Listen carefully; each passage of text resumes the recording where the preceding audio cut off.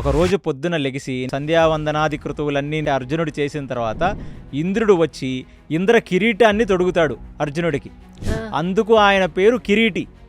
ఆయనకు ఒక పేరుంది కిరీటి అని. ఎందుకంటే ఆ కిరీటం ఇంద్రుడి కిరీటం.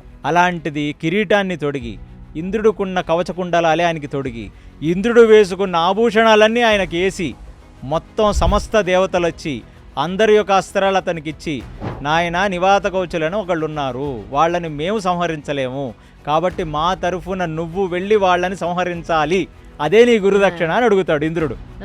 అప్పుడు మాతలి రథం మీద బయలుదేరిన అర్జునుడు ఇంకా ఫుల్లీ కాన్ఫిడెన్స్తో దేవతలందరూ కలిపి ఒక శంఖాన్ని ఇస్తారు. ఆ శంఖం పేరే దేవదత్తం. అది ఆయన దగ్గరే ఉంటది. ఆ దేవదత్త శంఖాన్ని పూరిస్తే కర్ణబేరాలు పగిలిపోతాయి అన్నమాట రాక్షసులకి. సో దాని తర్వాత అతను ఇప్పుడున్న గాంధీవాన్ని అతను మళ్ళీ దాన్ని ఎంపవర్ చేసి, అంటే గాంధీవంలో లేని కొన్ని ఫ్యూచర్స్ని ఎంపవర్ చేసి అర్జునుడికి ఇస్తాడు. ఇప్పుడు ఆ గాంధీవం ఏంటంటే, ఆ గాంధీవం నారి తీసి ఇలాగ భేదిస్తే వచ్చిన సౌండ్కి కొందరు చచ్చిపోతారు. ఆ గాంధీవం స్ట్రింగే అంత పవర్ఫుల్. అలాంటి ఒక గాంధీవం.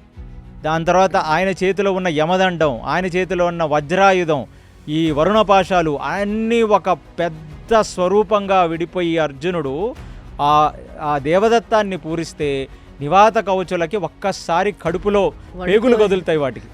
కలగానే ఇమ్మీడియట్లీ అతని మీదకి వస్తే ఆయన ఇప్పుడు గాంధీవాన్ని చేతిలో పెట్టుకొని ఎడం చేత్తో బాణం, కుడి చేత్తో బాణం, ఎడం చేత్తో బాణం, కుడి చేత్తో బాణం, బాణాన్ని సగం తిప్పి బాణం, ఫుల్లీ లోడెడ్ మిజైల్స్ కొట్టేస్తా ఉంటే ఈ గాంధీవాన్ని 2 చేతులతో పెట్టి ఇంద్రకిరీటంతో అసలు చేసిన యుద్ధానికి మొత్తం నివాత కవచులు అందరూ దెబ్బకి చచ్చిపోతారు.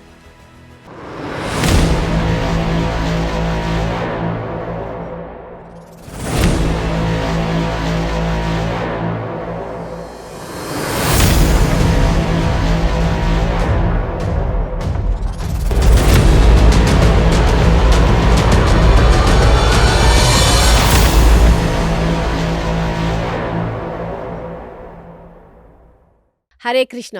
Welcome to KC talks Telugu. నేను మీ శ్రీలక్ష్మి. మీకు ఒక చిన్న డిస్క్లైమర్. ప్రతి శుక్రవారం అంటే every Friday Mahabharatam series episodes release అవుతూ ఉంటాయి.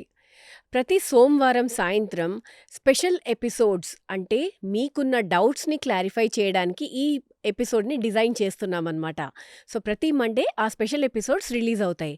ఒకవేళ మండే రోజు ఏ స్పెషల్ ఎపిసోడ్ లేకపోతే సిరీసే రిలీజ్ అవుతాయి. ఇది ఒక్కసారి మీకు తెలియజేయాలని స్పెషల్ డిస్క్లైమర్గా తీసుకొచ్చాను. వీడియో కింద మీరు ఇచ్చే కమెంట్స్ కానీ ఆ ఇంటరాక్టివ్ సెషన్స్ కానీ చాలా బాగున్నాయి. సో ఈ ఇంటరాక్టివ్ సెషన్స్ కింద మాకొచ్చిన ఐడియా ఏంటంటే, మీ డౌట్స్ అన్నీ క్లియర్ చేద్దాం అనుకుంటున్నాము. ఈరోజు ఒక పోస్టర్ రిలీజ్ చేస్తున్నాము విత్ ఫామ్, గూగుల్ ఫామ్ పెడుతున్నాము. దాంట్లో మీకున్న డౌట్స్ అన్నీ దాంట్లో ఎంటర్ చేస్తే ఒక స్పెషల్ ఎపిసోడ్గా ఆ డౌట్స్ మట్టుకే క్లియర్ చేసేలాగా డిజైన్ చేస్తామన్నమాట. మీకున్న డౌట్స్ని మీరు డైరెక్ట్గా కృష్ణ చైతన్య గారిని హోస్ట్ చేసి ఆ డౌట్స్ క్లియర్ చేసుకునేలాగా ఒక స్పెషల్ ఎపిసోడ్ని డిజైన్ చేయబోతున్నాం. సో మీకు గనక ఇంట్రెస్ట్ ఉంటే please right to this email ID. So పోయినసారి అరణ్య పర్వం 3 ఎపిసోడ్లో కేసీ గారు ఇచ్చిన ఎక్స్ప్లెనేషన్కి నేను ఒక ట్రాన్స్లోకి వెళ్ళిపోయాను. ద కైండ్ ఆఫ్ ఎక్స్ప్లెనేషన్, ఎలా ఇంద్రసభకి వెళ్ళాడు, స్వర్గానికి ఎలా వెళ్ళాడు, ఊర్వశిని కలవడము, మళ్ళీ తను కిందికి వచ్చే టైం అయ్యేసరికి 5 సంవత్సరాలు పడుతుంది, అదంతా ఫుల్లీ లోడెడ్ సూపర్ మ్యాన్గా అయిపోయినట్టుగా. దాని తర్వాత కిందికి వచ్చాక అతన్ని చూసి వాళ్ళ బ్రదర్స్ ఎలా ఫీల్ అయ్యారు, పాండవులందరూ, ద్రౌపది ఏమంది, నెక్స్ట్ ఏం జరిగింది, వాళ్ళ నెక్స్ట్ స్టెప్ ఏంటి, ఎందుకంటే అంతా రెడీ అయిపోయాడు కదా అర్జునుడు. నెక్స్ట్ ఏం జరిగిందో నాతో పాటు మీరు కూడా తెలుసుకోండి. హరే కృష్ణ. హరే కృష్ణ. కేసీ గారు, పోయినసారి అరణ్య పర్వం 3 ఎపిసోడ్లో తను ఎలా అంత ఫుల్లీ లోడెడ్ సూపర్ మ్యాన్గా అయిపోయాడు ఇవన్నీ చెప్పారు కదా మీరు. సో పోయినసారి మీరు చెప్పిన ఎక్స్ప్లెనేషన్కి ఇంకా అర్జునుడు ఫుల్లీ లోడెడ్ సూపర్ పవర్స్ వచ్చేసి చాలా అన్ని అస్త్రాలను సంపాదించేసి ఏం చేస్తాడు, నెక్స్ట్ ఏమవుతుంది అని అలా బుక్స్ నెమరు వేద్దామా అని అనుకునే టైంలో ఇవన్నీ చాలా లేండి. కేసీ గారు అయితే చాలా క్రిస్ప్గా ఒక గైడ్ లాగా బాగా చెప్తారని మిమ్మల్ని అడుగుతున్నాను, చెప్పండి. స్వర్గంలో ఉన్న ఇంద్రుడి సింహాసనం పక్కనే కూర్చుంటూ అర్జునుడు ఇప్పుడు ఒక దేవతల్లో ఒకడుగా కలిసిపోయాడు.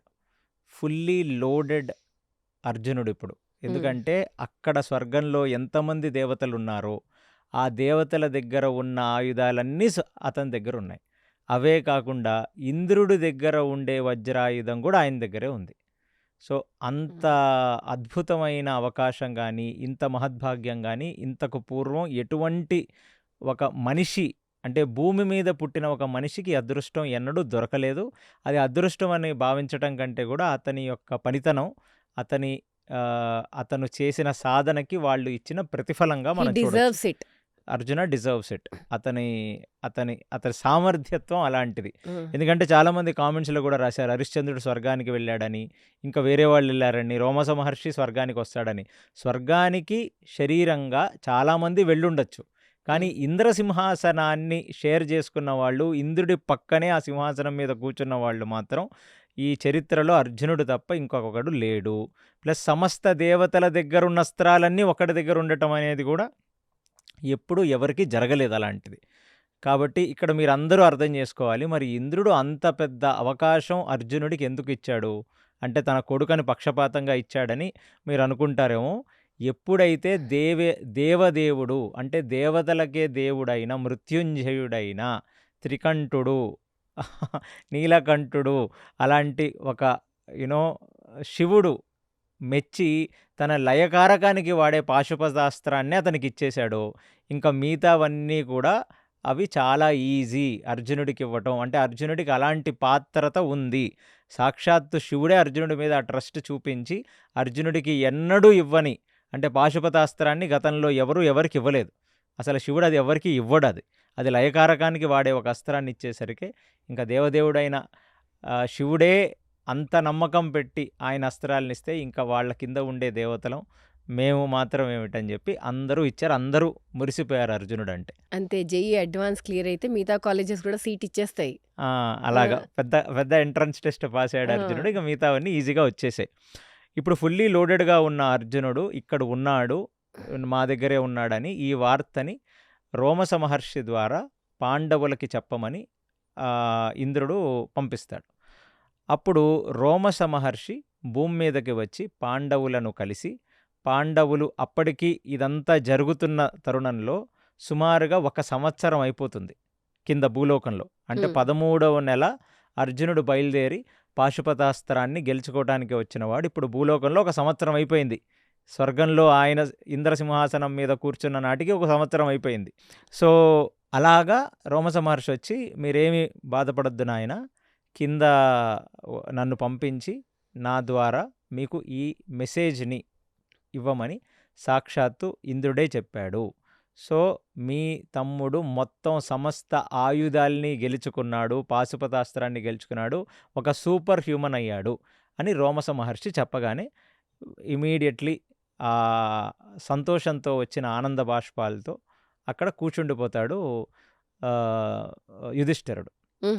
దాని తర్వాత నారద మహర్షి గారు అక్కడికి వస్తారు. నారద మహర్షి వచ్చి ఇప్పుడు రోమస మహర్షి, నారద మహర్షి యుధిష్ఠిరుడితో మాట్లాడదాం అనుకున్న తరుణంలో అక్కడికి ఒక స్పెషల్గా ఒక పెద్ద సన్యాసి వస్తాడు. ఆయన పేరు బృహదర్షుడు. ఈ బృహదర్షుడి యొక్క గొప్పతనం ఏమిటంటే ఆ ఆనంద బాష్పాలతో అర్జునుడు ఇంత అస్త్ర సంపదని గెలుచుకున్నాడు, ఇక మాకు ఎటువంటి దోకా లేదు, ఇలాంటి ఒక తమ్ముడు రావటం, అన్నల కోసం ఇలా పనిచేయటం, ఆ ఫ్యామిలీ బాండింగ్లో ఒక ఎమోషన్కి గురవుతాడు యుధిష్ఠిరుడు. ఏంటి ఆ ఎమోషన్ అంటే, ఇలాంటి ఇంత ఉత్తములైన తమ్ముళ్ళని భార్యని నేను పక్కన పెట్టుకొని కేవలం ధృతరాష్ట్రుడు పిల్లలు ఆ రోజు మణిసభకి రమ్మని మనల్ని పిలిస్తే వాళ్ళ ఒక్కళ్ళని నేను మెప్పించడానికి, వాళ్ళు నా యందు వైర్యాన్ని పెంచుకోకుండా ఉండకూడదనుకునే ఒక నా పరమ సాత్విక దృష్టి నా కుటుంబాన్ని రోడ్డు మీద పడేసింది. ఇవాళ మేమందరం కలిసి అడవుల పాలయ్యాం. దానికోసం నా తమ్ముళ్ళు ఇంకా కష్టపడి ఏవేవో చేసి నాకు ఇంకా అస్త్ర సంపద తీసుకొస్తున్నారు. సో కృష్ణుడు బాధపడ్డాడు, సాత్యకి బాధపడ్డాడు, ద్రుపదుడు బాధపడ్డాడు, మనకున్న రాజుల మిత్రులందరూ ఎవరెవరైతే రాజసూయ యాగంలో వాళ్ళు వెళ్ళగానే ధర్మరాజా నువ్వు మాకు చక్రవర్తి సార్వభౌమత్వంతో మమ్మల్ని పరిపాలించని ఎవరైతే రాజ్యాల్ని వాళ్ళ కాళ్ళ దగ్గర పెట్టారో ఆయన మిత్రవర్గం ఏదైతే ఉందో ఇంతమంది నా వాళ్ళని బాధ పెట్టాను నేను కేవలం ఒక ధృతరాష్ట్రుడు పిల్లల్ని సాటిస్ఫై చేయటానికి అని చాలా ఎమోషనల్ ట్రామాకి లోనైపోతాడు. లోనైపోయి ఆ రోజు నేను నిజంగా వాళ్ళు పిలిచిన ఆ, ఈ జూదానికి మాయాజూదానికి నేను వెళ్లకుండా ఉండాల్సింది అని అతను కన్నీరు పర్యంతమై చాలా బాధపడుతున్న తరుణంలో బృహదర్షుడు అక్కడికి వచ్చి అప్పుడు అతనికి ఒకటి చెప్తాడు. ఎందుకు ధర్మరాజా అంత బాధపడుతున్నావు నువ్వు అంటే బృహదర్షుడిని అడుగుతాడు, ఎప్పుడైనా ఈ వింత జరిగిందా? భూమండలాన్ని గెలిచిన ఒక రాజు ఇలాగ అడవుల పాలయ్యి కాళ్ళకు చెప్పులు లేకుండా ఇలాంటి నారచీరలు కట్టుకొని వాళ్ళ తమ్ముళ్ళు భార్య దాని తర్వాత ఉన్న ఇంతమంది బ్రాహ్మణ సమూహాన్ని ఉండి ఇంత బాధలు పడ్డవారు ఎవరన్నా ఉన్నారా? ఇక్కడ నుంచి మీకు అరణ్య పర్వం అసలు ట్విస్ట్ మొదలవుతుంది. ఇంకా ఈ చాప్టర్ నుంచి ఎంతోమంది స్టోరీలు, ఎంతోమంది గతంలో ఉన్న ఋషుల వైభవం, తీర్థాల వైభవం, నలదమయంతుల కథ అన్నీ ఇక్కడి నుంచి వస్తాయి.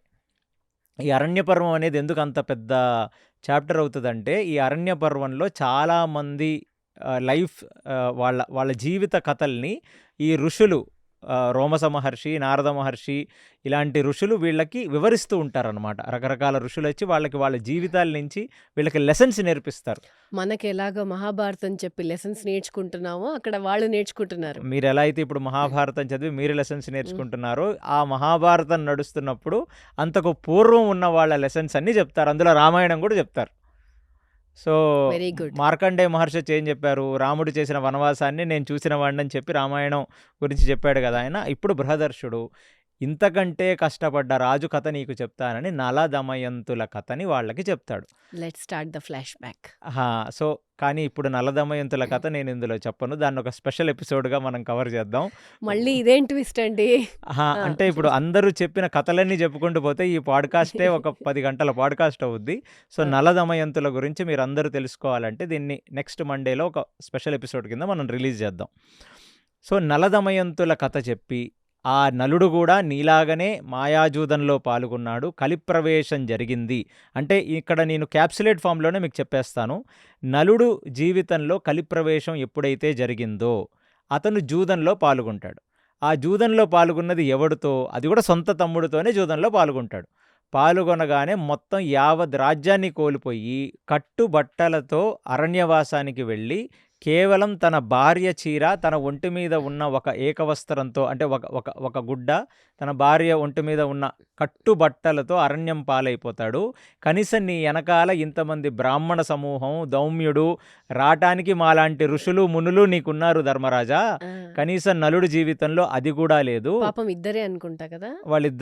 వాళ్ళిద్దరే అడవుల పాలైపోతారు నలదమయంతులు. అసలు ఆ కథ చాలా వైభవమైన కథ, అందుకే దాన్ని ఒక సపరేట్ పాడ్కాస్ట్లో చెప్తానంది. సో ఆ కథ మొత్తం చెప్పి ఇప్పుడు బృహదర్షుడు ఏం చేస్తాడంటే ఆయనకి ఒక అక్షయ అంటే ఏదైతే పాచికలులో మళ్ళీ ఎవరూ ఓడించనట్టుగా అతనికి ఒక శక్తినిస్తాడు. ఆ శక్తి వల్ల ఏంటంటే ఇప్పుడు ధర్మరాజు మళ్ళీ ఎవరన్నా జూదానికి పిలిస్తే ఎవరూ మళ్ళీ ధర్మరాజుని మోసం చెయ్యలేరు. అలాంటి ఈ పాచికలలో ఎవరూ ఓడించని విధంగా ఆయనకి ఒక శక్తిని బహుకరిస్తాడు బృహదర్షుడు. చెప్తాడనమాట, ఇంకా నిన్ను ఫ్యూచర్లో అయినా ఎవరైనా నిన్ను పాచికలకు పిలిచి నిన్ను ఓడిద్దామని అనుకుంటే మాత్రం అది జరగని పని. ప్లస్ ఈ నల దమయంతుల కథ విన్నావు కాబట్టి కలిపురుషుడు యొక్క ప్రభావం నీ మీద ఎప్పటికీ పడదు అని వాళ్ళని ఆశీర్వదించి అక్కడి నుంచి బృహదర్షుడు వెళ్ళిపోతాడు. బృహదర్షుడు వెళ్ళిపోవడంతో ఎప్పుడైతే నలదమయంతుల కథ విన్నాడో దాని తర్వాత ఇలా మాయాజూదంలో నిన్ను ఇంకెప్పటికీ ఎవరూ పిలిచి మోసం చెయ్యలేరు అనే ఒక శక్తి సంపాదించుకున్నాడో మళ్ళీ ధర్మరాజుకి ఒక కాన్ఫిడెన్స్ వస్తుంది. అంటే ధర్మరాజు అండి అరణ్య పర్వంలో ఎప్పుడు బాధపడుతూ ఉంటాడు. ఎందుకంటే కేవలం నా పెద్దనాన్న పిల్లలని సాటిస్ఫై చేద్దాం, వాళ్ళని మనసు నొచ్చుకోకుండా ఉండటానికి చేసిన ఒక్క స్టెప్పు ఆ మాయాజూదానికి వెళ్ళటం. అది అతను ఒక్కడు తీసుకున్న డెసిషన్ వల్ల ద్రౌపది, నలుగురు పాండవులు, దౌమ్యుడు, బ్రాహ్మణులు, వాళ్ళ మిత్రవర్గం అందరూ బాధపడుతున్నారు. సో ఆ గిల్ట్ అతన్ని హాంట్ చేస్తూ ఉంటుంది కాన్స్టెంట్లీ. మరి ఇంత జరిగాక కూడా ఎందుకు ఇంక నాకు అది మళ్ళీ శక్తిని ఎందుకు ఇచ్చాడు, మళ్ళీ వెళ్తాడా ఇంత జరిగాక కూడా జూదానికి? అంటే ఆ శక్తి ఎందుకు ఇచ్చాడు బృహదర్షుడు అంటే, మళ్ళీ ఒకవేళ కలిపురుషుడు ఇతని మంచితనాన్ని వాడుకొని కలిపురుషుడు ఎప్పుడన్నా ప్రభావం చేసి చేస్తే మళ్ళీ ఏదైనా ఒక ఇన్స్టెన్స్లో జూదానికి వెళ్ళాల్సిన అవసరం వస్తే అతన్ని మళ్ళీ ఎవరు మోసం చెయ్యలేనట్టుగా ఆయన ఒక శక్తి ఇచ్చాడనమాట. సో దానివల్ల మళ్ళీ ఇప్పుడు 13 సంవత్సరాల అరణ్యవాసం పూర్తయిన తర్వాత మళ్ళీ ఎప్పుడైతే వాళ్ళు వెళ్తారో, వెళ్ళినప్పుడు ఎవరు ఇంకా వాళ్ళని ఓడించలేరు. అందుకనే శకుని మళ్ళీ పిలవలేడు. ఈ 13 సంవత్సరాల తర్వాత కృష్ణుడు సంధి చేస్తాడు ఉద్యోగ పర్వంలో తప్ప, మళ్ళీ శకుని పిలిచి మళ్ళీ ఓ జూదం ఆడదాం, ఈసారి గెలిస్తే మొత్తం రాజ్యం తీసుకోండి అని ఇలాంటి మాటలు మళ్ళీ మాట్లాడలేడు. అంటే ఇదొక కారణం, అందుకనే ఇదొక మెయిన్ ఘట్టం. సో ఇలా చెప్పి వెళ్ళిపోయిన తర్వాత ఆ డిప్రెషన్ నుంచి యుధిష్ఠిరుడు బయటపడ్డ తర్వాత అప్పుడు నారదుడు ఏం చెప్తాడంటే, నాయన జరిగిన దాన్ని తలుచుకొని బాధపడితే ఏం ప్రయోజనం, నీ తమ్ముడు మొత్తం సమస్త అస్త్రాలని గెలుచుకొని ఒక సూపర్ హ్యూమన్ లాగా వచ్చేశాడు. ఇక భీష్ముడు, ద్రోణుడు, కృపాచార్యులు, అశ్వత్థామ ఇట్లాంటి వాళ్ళందరూ కలిసి నించున్నా నీ తమ్ముణ్ణి ఓడించలేరు. ఇప్పుడు ఈ శక్తి తర్వాత కర్ణుడు నీ తమ్ముడిలో 16వ వంతు అయిపోయాడు. సో నువ్వు బాధపడాల్సిన అవసరం లేదని చెప్పి నారద మహర్షి చెప్పి ఆయన్ని కౌన్సిలింగ్ ఇచ్చి, ఇప్పుడు మీరంతా ఏం చేయాలి అంటే పుణ్యఫలాన్ని సంపాదించుకోవాలి. ఈ పుణ్యఫలాన్ని సంపాదించుకోవాలనే ఇంద్రుడు రోమస మహర్షిని మీ దగ్గరికి పంపించాడు కుశల వార్త చెప్పడానికి. రోమస మహర్షి గొప్పతనం ఏంటి, ఆయన ఎప్పుడు తీర్థ భ్రమణాలు చేస్తూనే ఉంటాడు. అవును, విన్నాను. కాబట్టి నాయన మీరందరూ రోమస మహర్షి యొక్క నేతృత్వంలో తీర్థయాత్రలు చెయ్యండి అని తీర్థయాత్రలు చెయ్యగా వచ్చే పుణ్యఫలాన్ని నారదముని చెప్పి అక్కడి నుంచి నారదముని వెళ్ళిపోతారు. వెళ్ళిపోయిన తర్వాత యుధిష్ఠిరుడు అక్కడ వచ్చిన రోమస మహర్షికి అర్ఘ్యపాధ్యాదులు ఇచ్చి ఆయనకి నమస్కరించి, రోమస మహర్షి వారు ఇప్పుడు మీతో పాటు మేమందరం తీర్థయాత్ర చేస్తాం, మా తమ్ముళ్ళు, నా భార్య, నేను మీతో పాటు వస్తాం, మమ్మల్ని తీర్థయాత్రకు తీసుకువెళ్ళండి అంటే ఇమీడియట్లీ అక్కడ ఉన్న దౌమ్యుడు, అక్కడ ఉన్న బ్రాహ్మణులందరూ ఏమంటారు, మేము కూడా తీర్థయాత్రలకి మీతో వస్తాం అంటారు. సో వాళ్ళు ఇమీడియట్లీ యుధిష్ఠిరుడు చూసి అనుకుంటాడు, వామ్మో మన అంటే ఎంత లాయల్గా ఉన్నారు ఈ బ్రాహ్మణులందరూ, వాళ్ళందరూ ఇక్కడ ఒక సమూహంగా ఒక అరణ్యంలో ఉంటున్న వాళ్ళు ఇప్పుడు అందరూ కలిసి తీర్థ భ్రమణానికి వెళ్తారు. ఎందుకంటే రోమస మహర్షి వైభవం అలాంటిది. ఆయన తీర్థయాత్రలకు తిరిగిన ఫలము చేతనే ఆయన మొత్తం 12 భూమండలాల్లో ఎక్కడికైనా, అంటే భూమి, భూ పైన లోకాలు, భూ కింద లోకాలకి ఆయన అమాంతంగా వెళ్ళిపోగలడు రోమస మహర్షి.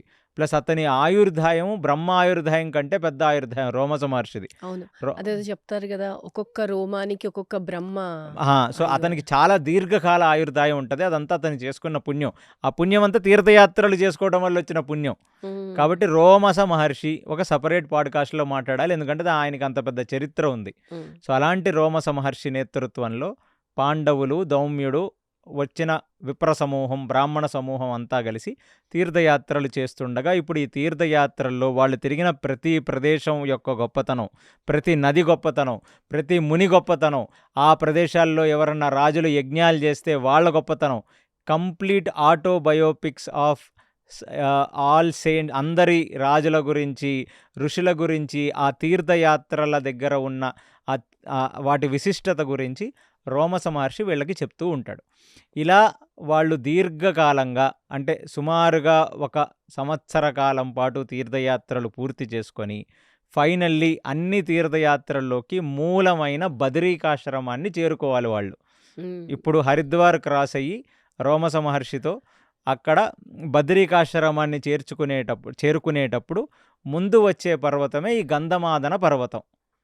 ఇప్పుడు అది ఆ గంధమాదన పర్వతం ఎక్కడుందో, దానికి ఇప్పుడున్న పర్వతం పేరేంటో అది మనం వెతుక్కోవాలి. కానీ ఈ క్రానలాజికల్ ఆర్డర్లో వాళ్ళు ఫస్ట్ గంధమాదన పర్వతాన్ని చేరుకుంటారు. ఎప్పుడైతే ఆ పర్వతాన్ని వాళ్ళు చేరుకున్నారో, అంటే తీర్థయాత్రల్లో కాళ్ళకి చెప్పులు లేకుండా వాళ్ళు నడిచి విపరీతమైన బాధ అనుభవిస్తూ, కానీ ఆ రోమస మహర్షి చెప్తున్న కథలను వింటూ, ఆ తీర్థ చరిత్రని వింటూ, అక్కడ నివసించిన ఋషి మునులను గురించి వింటూ వాళ్ళు చాలా ఆధ్యాత్మికమైన ఆనందాన్ని పొందుతూ ముందుకు సాగుతున్నారు. కానీ గంధమాదన పర్వతం ఎక్కటం అనేది అంత తేలికైన పని కాదు. ఎప్పుడైతే ఆ పర్వతాన్ని చేరారో అక్కడ ఒక భీకరమైన వాన వస్తది. ఒక స్ట్రామ్. ఆ భీకరమైన వాన వచ్చిన తర్వాత అందరూ తలా ఒక దిక్కుకి చెదిరిపోతారు. హుహు. వీళ్ళందరూ చెదిరిపోయినప్పుడు భీముడు ఒక పక్కకి, ద్రౌపది, ధర్మరాజు ఒక పక్కకి, దౌమ్యుడు, నకల సహదేవులు, బ్రాహ్మణ సమూహం అంతా అంత విపరీతమైన పిడుగులతో భీకరమైన వాన వచ్చేసరికి అందరూ రకరకాల ప్రదేశాలకి చెల్లాచెదురైపోయిన వాళ్ళు అది తగ్గిన తర్వాత అందరూ ఒక దగ్గరికి చేరతారు. అలా చేరినప్పుడు ఆ ఎంటైర్ అలా పరిగెత్తటం వల్ల వాళ్ళ కాళ్ళకి అంటే చెప్పులు లేకుండా కదా తీర్థయాత్రలు చేస్తారు. అవును. ఆ గంధమాదన పర్వతంలో ఉన్న కొచ్చటి రాళ్ళకి, ఆ ముళ్ళకి, వాటికి వాళ్ళ పాదాలన్నీ పగిలి రక్తం స్రవిస్తూ ఉంటుంది. అందులో ద్రౌపది అయితే కంప్లీట్లీ బాగా కోమలమైన ఆమె పాదాలు కాబట్టి ఆమె బాగా రక్త స్రవం జరిగి ఆమెకి కాళ్ళకి ఆమె కళ్ళు తిరిగి కింద పడిపోతుంది. హ్మ్. అప్పుడు ఫస్ట్ టైం ఎప్పుడైతే మళ్ళీ భార్య అలా పడిపోయిందో ధర్మరాజుకు నేను చెప్పినట్టు అరణ్య పర్వంలో ఎప్పుడు తన వాళ్ళు బాధపడుతున్నా ఆయనకి గిల్ట్ ఆయన్ని వెంటాడుతూనే ఉంటుంది. అయ్యో, ద్రుపదరాజు దగ్గర హంసతూలికా పాన్పుల మీద పడుకున్న ద్రౌపదిని నేను ఎంత కష్టపెడుతున్నాను, పాపం ఆమె నా వల్ల ఎంత బాధపడింది. సో అలాంటిది ఇప్పుడు నడవలేక ఈ అరణ్య పర్వంలో తీర్థయాత్రలు చేస్తూ ఇలా సొమ్మసిల్లి పడిపోయింది అని అతను మళ్ళీ బాధపడుతూ భీముణ్ణి పిలిచి, భీమా, ఇక ద్రౌపది నడవలేదు, తను నడిచే పరిస్థితుల్లో లేదు, కాబట్టి దయచేసి నువ్వు ఏదో ఒకటి చెయ్యి అంటాడు. అప్పుడు భీముడు ఒక స్పెషల్ క్యారెక్టర్ని పిలుస్తాడు. అతనే ఘటోత్కచుడు. భీముడికి హిడింబికి పుట్టిన పిల్లవాడు ఈ ఘటోత్కచుడు. అలాంటి ఘటోత్కచుడిని ఒక్కసారి అంటే ఆ వృత్తాంతంలో ఆది పర్వంలో ఘటోత్కచుడి జననం తర్వాత చెప్తాడు, నన్ను ఒక్కసారి తలుచుకోనానా, నేను ఎక్కడున్నా వచ్చేస్తాను అని. అలా భీముడు మనసులో తలుచుకోగానే ఘటోత్కచుడు తన రాక్షస సమూహంతో అక్కడికి వచ్చేస్తాడు. అక్కడికి వచ్చేగానే, నాయన, ఈ గంధమాదన పర్వతాన్ని క్రాస్ చేయాలి, ఇది దాటాలి, దానికి మమ్మల్ని నువ్వే ఏదో ఒకటి చేసి తీసుకెళ్ళమంటే ఘటోత్కచుడు పెద్ద అసురుడు అనమాట. అతను రాక్షస జీన్స్ ఆయనలో ఉంటాయి. ఆయన అసురుడు అంటే తల్లి రాక్షసి కాబట్టి, భీముడి జీన్స్ ఆయనలో ఉంటాయి కాబట్టి ఆయన సాత్విక అసురుడు అని చెప్పొచ్చు కొంచెం. సో అలా అమాంతంగా పెరిగిపోగానే పెద్ద ప్లేన్ లాగా అయిపోతాడు. అందరినీ ఆయన మీద కూర్చోబెట్టుకొని గంధమాదన పర్వతం మొత్తం క్రాస్ చేపించి తీసుకెళ్ళి ఆ బదరీకాశ్రమం దగ్గర వదిలేస్తాడు. అక్కడ బదరీకాశ్రమాన్ని దర్శించుకొని అక్కడ ఉన్న నరనారాయణ ఋషుల వైభవం మళ్ళీ రోమస మహర్షి చెప్తే తెలుసుకొని హ్యాపీగా, అంటే ఇక్కడ కూడా మళ్ళీ ఒక పాయింట్, రోమస మహర్షి అప్పటికీ నడుచుకుంటే వస్తారు. అంటే ఘటోత్కచుడు వీళ్ళందరినీ ఎక్కించుకొని తీసుకెళ్ళాడు కానీ రోమస మహర్షి రమ్మంటే అక్కర్లేదు, నాకు ఈ సిద్ధులు నడిచే ఒక దారి ఉంటుంది, ఆ దారి అమ్మటి నేను వచ్చేస్తాను, మీరు వెళ్ళే కంటే ఫాస్ట్ వచ్చేస్తానని. సో సిద్ధులకి కొన్ని స్పెషల్ దారులు ఉంటాయి అనమాట, వాళ్ళకి కొన్ని సిద్ధులు ఉంటాయి. సో గంగలో మునిగి సరస్వతిలో తేలుతారు, సరస్వతిలో మునిగి అలకనందాలో తేలుతారు. సో బదరికాశ్రమంలో మునిగి కేదారాశ్రమంలో తేలినట్టు, కేదార్నాథ్లో మునిగి గంగోత్రిలో తేలినట్టు వాళ్ళకి అలా కొన్ని సిద్ధ మార్గాలు ఉంటాయి వాళ్ళకి. అది దానికి మహా తపస్సు, మహా యోగం కావాలి. సో ఆయన అలా వచ్చేస్తాడు. అక్కడ నరనారాయణ బద్రికాశ్రమంలో ఉన్న నరనారాయణ ఋషుల్ని వాళ్ళు దర్శనం చేసుకొని, బద్రీనాథ్ విగ్రహాన్ని దర్శనం చేసుకొని అక్కడ ప్రశాంతంగా వాళ్ళు కూర్చుంటారు. అలా అందరూ అక్కడ కూర్చున్నప్పుడు ఇక్కడ ఒక అద్భుతమైన ఘటన జరుగుద్ది. ఏమిటి ఘటన అంటే, ఇక్కడికి ఒక పువ్వు అది ఎగురుకుంటూ గాలికి వచ్చి ద్రౌపది కాళ్ళ దగ్గర పడుతుంది. కాళ్ళ దగ్గర పడగానే ద్రౌపది ఆ పువ్వుని తీసి తన చేతితో చూస్తుంది. 1000 రేకుల తామర పువ్వు అది, 1000 బంగారు రేకులతో ఉండే తామర పువ్వు. ఆ తామర పువ్వుని చూడగానే, ఏమిటి ఈ తామర పువ్వు ఇంత యునిక్గా ఉంది, ఇది అసలు ఇది భూప్రపంచంలో ఉండే పువ్వు కాదు, ఇది నాకు ఇలాంటి కొన్ని పువ్వులు కావాలని అడుగుతుంది భీముడిని. అది విన్న భీముడు ఇమీడియట్లీ ఆ పూలని, అంటే ఆ పువ్వుని చూసి అది ఏ డైరెక్షన్లోంచి వచ్చి పడిందో అటువైపు చూసి అతను నడుచుకుంటూ గంధమాదన పర్వతం మీదకి వెళ్ళిపోతాడు. అతను ఎక్కుకుంటూ అలా వెళుతూ ఉండగా అది దండకారణ్యం, అది విపరీతమైన దండకారణ్యం. సో దాని లోపలికి ముందు వెళ్ళాలి అంటే అక్కడ పశుపక్షాదులు కానీ, అక్కడ మృగాలు, అంటే మీరు అందరూ అనుకుంటున్నట్టు ఇప్పుడు వాళ్ళు అరణ్యవాసం చేశారంటే అరణ్యవాసం ఏమీ ఒక పిక్నిక్కో ఒక ఎక్స్కర్షనో కాదు. అక్కడ విపరీతమైన క్రూర మృగాలు ఉంటాయి, ఎంతోమంది రాక్షసులు ఉంటారు, వాళ్ళందరూ వస్తారు, అటాక్ చేస్తారు కదా.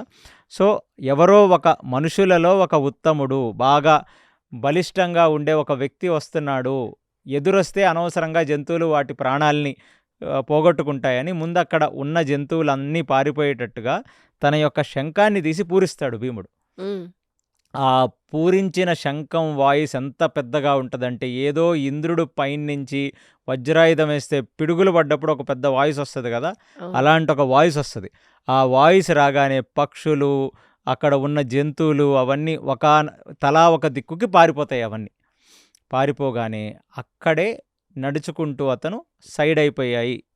ఏ పక్షులు ఏవి ఇప్పుడు డిస్టర్బ్ చేయవు, ఏ జంతువులు మధ్యలోకి రావని నడుచుకుంటూ వెళ్ళిపోతుంటాడు. ఇక్కడ ఒక అద్భుతమైన ఘటన జరుగుద్ది. ఏమిటా అద్భుతమైన ఘటన అంటే, ఎప్పుడైతే ఈయన శంఖం పూరించాడో గంధమాదన పర్వతంలో ఉన్న ఒకానొక గృహలో ఒక పెద్ద వానరం పడుకొని ఉంటుంది. ఆహా, ఆ వానరం ఇది వింటది. ఆ, అది విని, ఎవడు ఇంత గట్టిగా పూరించి నా నిద్రను డిస్టర్బ్ చేసిన వాడు అని కోపంగా లెగుస్తుంది. ఆ, లెగ్గానే ఎప్పుడైతే అతనికి కొంచెం వైబ్రేషన్స్ వస్తాయి, ఏంటి నా వాడే ఎవరో ఇక్కడ దగ్గరలో ఉన్నాడేమో, నా బంధువే ఎవడో ఇక్కడ దగ్గరకు వచ్చాడేమో అని ఆ. అనుకొని అతను ఇమీడియట్లీ అర్థం చేసుకొని వచ్చి, అన్ని జంతువులు పారిపోయాయి కదా, ఒక వానరం మాత్రం దారిలో పడుకొని ఉంటుంది. ఆ, పడుకొని ఉంటే భీముడు వస్తాడు. భీముడు వచ్చి ముందు గదతో కింద కొడతాడు, ఏ వానరం లెగు, నేను నడవాలి అని. లెగాలనగానే ఏదో అలిసిపోయినట్టుగా లెగిసి పైకి చూస్తాడు. పైకి చూసి, ఎవరు నువ్వు, ఎందుకంత గట్టిగా శంఖం బూదించావు, నీకు భూతదయ లేదా, నీకు జీవదయ లేదా, ఎందుకని? ఈ గంధమాదన పర్వతం అనేది పరమయోగులకు, రకరకాల పక్షులకు, రకరకాల జంతువులకు నివాస ప్రాంతం, నీకేం పని ఇక్కడ అంటాడు. అంటే, నేను సౌగంధిని పుష్పాన్ని తీసుకురావడానికి నేను వెళుతున్నాను, సరస్సును వెతుక్కుంటూ అంటాడు. నువ్వు మధ్యలో కూర్చున్నావు నువ్వు, సో ఓ కోతి నువ్వు కొంచెం జరుగు, నేను నడవాలి అని. అంటే, నేను ముసలి కోతిని, అది అలిసిపోయాను నేను. ఉమ్, అలాంటిది నేను అసలు ఇక్కడి నుంచి ఇంచు కూడా కదిలే పరిస్థితుల్లో నేను లేను. కాబట్టి దయచేసి నువ్వే నా తోకను తీసి పక్కన పెట్టి నువ్వు నడుచుకుంటూ నీ దారిలో వెళ్ళు నాయనా అంటాడు. అనగానే 2 చేతుల్ని పట్టుకొని ఆ తోకని వెత్తడానికి ప్రయత్నించి భీముడు కింద పడిపోతాడు, ఆ తోక ఎత్తలేక. ఓ, సో అది చూసి భీముడికి ఆశ్చర్యం వస్తుంది, ఇదేంటిది, ఇది నేను కోతి తోక కూడా ఎత్తలేకపోతున్నానని మళ్ళీ ప్రయత్నిస్తాడు, మళ్ళీ పడిపోతాడు. అప్పుడు చూసి ముసలి కోతిని చూసి అతనికి బ్రదర్ అతనికి అర్థమైపోతుంది, సో మీరు నార్మల్ వానరం కాదని నాకు అర్థమయ్యింది అనగానే అప్పుడు హనుమ, స్వామి హనుమ ఆయన చూసి ఇమీడియట్లీ, ఎలా ఉన్నావు సోదరా, బాగున్నావా అని అడుగుతాడు. అంటే, నేను బాగున్నాను స్వామి అంటే, ఇద్దరు వాయుపుత్రులే అనమాట. వాయుపుత్రుడు. సో ఎలా అయితే ద్వాపర యుగంలో హనుమంతుడు రాముడు పట్ల ఉండి, రాముడి దగ్గర ఉండి, రాముడికి ఎలా అయితే సదా మీ సేవలో అన్నట్టుగా సేవ చేశాడో, ఈ ద్వాపర యుగంలో కృష్ణావతారంలో భీముడు భీముడు. అలాంటి వాడని నేను మీకు చెప్పాను అనగానే ఇమీడియట్లీ ఆలింగనం చేసుకొని తన అన్నని ఎంతగానో మరిసిపోయి, ఇలా జరిగింది, ఈ పాండవులు ఇలా మేమందరం అరణ్యవాసానికి వచ్చామంటాడు. అప్పుడు హనుమకి కోపం వస్తుంది. కోపం వచ్చి ఏమంటాడు, నేను వింటున్నాను చాలామంది చేత మిమ్మల్ని విపరీతమైన బాధ పెడుతున్నారంట ఈ ధృతరాష్ట్రుడు కొడుకులు. ఇప్పుడే నేను ఇక్కడి నుంచి ఒక్క జంప్ వేసానంటే, ఒక్క దూకుడు దూకానంటే నేను హస్తినలో దిగుతాను. నేను దిగితే ఆ హస్తినం మీదకి రకరకాల కొండలు రాళ్ళు ఇచ్చి వాళ్ళని మొత్తం నాశనం చేసేసి మిమ్మల్ని ఇప్పుడే తీసుకొని వచ్చి నేనే పట్టాభిషేకం చేసేస్తాను అంటాడు. సో హనుమకు కూడా కోపం వస్తుంది. అంటే ఇప్పుడు చూడండి, అరణ్యవాసంలో ఎవరెవరో వచ్చి వీళ్ళకి ఆఫర్స్ ఇస్తున్నారు, కృష్ణుడు వచ్చి నేను చంపేస్తానన్నాడు. సో ఇప్పుడు హనుమ నేను చూసుకుంటానంటే, వద్దు స్వామి, మీరు వచ్చి చేస్తే మీరు వచ్చి వాళ్ళని ఓడిస్తే మా మర్యాద పోతుంది, మీరెప్పుడు మీ ఆశీర్వాదం మా దగ్గర ఉంటే చాలు అని చెప్పి హనుమ కాళ్ళకు దండం పెడితే, హనుమ మిమ్మల్ని ఆ ద్వాపర యుగంలో రాముడి యొక్క కార్యసిద్ధికి మీరు వెళ్ళినవి మేము విన్నాం, మేము రకరకాల పుస్తకాల్లో చదివాం. నాకు ఒకసారి త్రేతాయుగంలో మీరు రాముడి పట్ల నించొని మీరు ఆ లంకని దూకింది, దాని తర్వాత మీ భీకరమైన రూపం గురించి మేము చదివాము. అలాంటిది మీరు ఒకసారి నాకు ఆ రూపాన్ని చూపించవలసింది అని కోరతాడు. కోరగానే అప్పుడు హనుమంతుడు విస్తరించి తన యొక్క పెద్ద రూపాన్ని చూపిస్తాడు. అది కేవలం ఇది నువ్వు చూస్తుంది నాయన నేను రామావతారంలో చూపించిన అవతారానికి ఒక 100వ వంతు కూడా కాదని చెప్తాడు. అది చూసి పునీతుడైన భీముడు హనుమంతుడు కాళ్ళ మీద పడి హనుమంతుడికి దండం పెట్టి హనుమంత్ ఆశీర్వాదం తీసుకొని అప్పుడు హనుమంతుడిని అడుగుతాడు, స్వామి మీ అనుగ్రహం కావాలి మాకు, మేము అధర్మం పట్ల యుద్ధం చేస్తున్నామంటే అప్పుడు హనుమ అతనికి ఒక వచనం ఇస్తాడు. ఎప్పుడైతే శ్రీకృష్ణుడు రథసారథ్యంలో అర్జునుడుని కురుక్షేత్ర రణరంగంలో ఆయన రథసారథ్యం చేస్తూ ఈ యుద్ధం జరుగుద్దో నేను ధ్వజం మీద ఈ పతాకం మీద నేను మీ వైపు ఉంటాను, ధర్మం వైపు ఉంటానని అతనికి అందుకే జెండాపై కపిరాజు అని అందుకే జెండా మీద ఉన్న కపిరాజు. సో ఇది ఈ వృత్తాంతం నుంచి వచ్చింది. సో అలా ఆయన హనుమ ఆ విజయ పతాకం మీద ఉండి ఆ విజయ పతాకం మీద నేను ఉంటానని అతను ఆశీర్వదించి గంధమాదన పర్వతం మీద నువ్వు అనుకుంటున్న ఏదైతే ఈ సౌగంధిని పుష్పాల కోసం వచ్చావో ఆ సౌగంధిని పుష్పాలు ఇక్కడే ఉన్నాయి నాయన ఈ సరస్సులో అని చెప్పి ఆ సరస్సు చూపిస్తాడు. అక్కడి నుంచి స్వామి హనుమకు నమస్కరించి నడుచుకుంటూ ముందుకు వెళ్ళి ఆ సౌగంధిని పుష్పాలని అక్కడి నుంచి తీసుకొని కొన్ని మూటగట్టుకొని ఆ పుష్పాలని ద్రౌపది అడిగింది కాబట్టి అక్కడ స్నానం చేస్తుండగా మొత్తం యక్షగణం అంతా వచ్చేస్తుంది. ఆ యక్షగణం అంతా వచ్చి ఎవరు నువ్వు, ఎందుకు మా పుష్పాలను తీసుకుంటున్నావు, ఇది ఒక స్పెషల్ సరస్సు, ఇది కుబేరుడు జలకాలాటలు ఆడే సరస్సు తన భార్యలతో, కాబట్టి నువ్వు కుబేరుడి దగ్గరకు వచ్చి పర్మిషన్ తీసుకోవాలి, నువ్వు అప్పుడే నువ్వు ఇది తీసుకోగలవంటే క్షత్రియుణ్ణి నేను ఒకళ్ళ దగ్గర పర్మిషన్ తీసుకోను, ఇది నేచర్ అందరిది, ఇది ఒకటిది ఎప్పటికీ కాదు, కాబట్టి నేను పర్మిషన్ తీసుకోనని అక్కడున్న యక్షరాక్షసులందరినీ చంపేస్తాడు భీముడు. అతని మీదకి యుద్ధానికి వచ్చిన వాళ్ళని అందరినీ చంపేసి ఆ సౌగంధిని పుష్పాలను తీసుకొని అతను వెనుదిరిగి వస్తుండగా కరెక్ట్గా స్టార్ట్ అవుతుండగా అప్పుడు ధర్మరాజుకి కొంచెం ఎక్కడో ఒక ఎడంక నదురుద్ది. అయ్యో భీముడు కనబడట్లేదు, ఎక్కడున్నాడు ఈ గంధమాదన పర్వతం మీద అని ద్రౌపదిని వచ్చి అడిగితే ఇలా ఏదో ఒక గాలికి ఎగురుకుంటూ ఒక పుష్పం వచ్చి పడింది, ఏ దారిలో ఉందో చూసుకుంటూ ఆ పైకి వెళ్ళాడంటది. అనగానే మొత్తం అందరూ కలిసి ఘటోత్కచుడితో సహా అక్కడికి చేరతారు. చేరగానే వాళ్ళు చేరేసరికి ఒక మొత్తం పుష్పాలన్నీ ఒక 100 పుష్పాలని మూటగట్టుకొని తన ఉత్తర్యమునందు అక్కడ చంపేసిన మొత్తం రాక్షస సమూహాన్ని చూసి ధర్మరాజు ఏమిటిది ఈ విచిత్రం, ఇంతమందిని చంపావేంటి నువ్వు అంటాడు. అంటే రాక్షసులు, వీళ్ళకి నియమము ఇది లేదు కాబట్టి ప్రకృతి అందరిది, అలాంటిది నేను ఒక పువ్వు కోసుకోవడానికి వస్తే ఈ పువ్వు మాది, ఈ సరస్సు మాది, అంటే సరస్సులు నదులు అందరివి, అవి ఏ ఒక్కళ్ళవి కావవి, కాబట్టి వాళ్ళకు విపరీతమైన దంభం ఉంది, పొగరుంది, ఆ పొగరు అణచడానికి నేను యుద్ధం చేస్తే వాళ్ళు చనిపోయారన్నా అంటాడు. అనగానే పర్లేదు నాయన, నువ్వు బాగానే చేసావు, ఇక్కడ రాక్షసుల్ని చంపడమే పనిలాగా బ్రతుకుతున్నావు నువ్వు, మనం వెళ్ళిపోదాం పద ఇక్కడి నుంచి అని చెప్పి వెళ్ళిపోతారు.